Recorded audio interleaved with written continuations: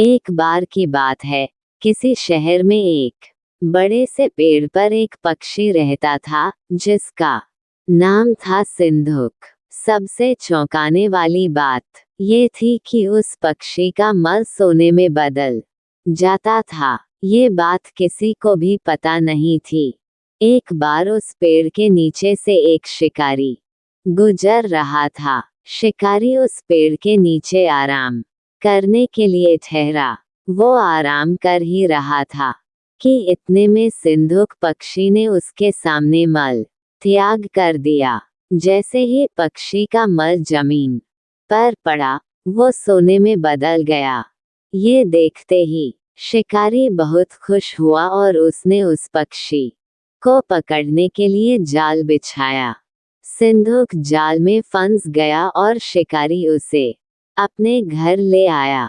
पिंजरे में बंद सिंधुक को देख शिकारी को चिंता सताने लगी कि अगर राजा को इस बारे में पता चला तो वो न सिर्फ सिंधुक को दरबार में पेश करने को कहेंगे बल्कि मुझे भी सजा देंगे। ये सोचकर डर के मारे शिकारी ने खुद ही सिंधुक को राज दरबार में पेश कर राजा को सारी बात बताई।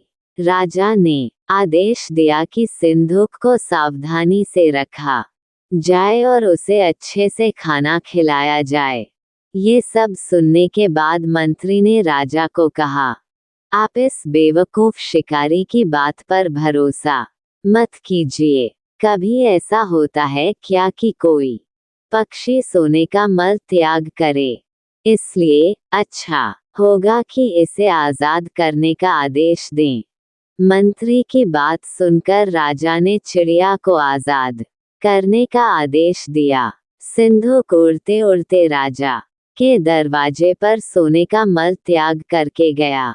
ये देखते ही राजा ने मंत्रियों को उसे पकड़ने का आदेश दिया, लेकिन तब तक वो पक्षी उड़ चुका था। उड़ते उड़ते सिंधुक कह गया, मैं भी बेवकूफ था जो शिकारी के सामने मल त्याग किया। शिकारी बेवकूफ था जो मुझे राजा के पास ले गया।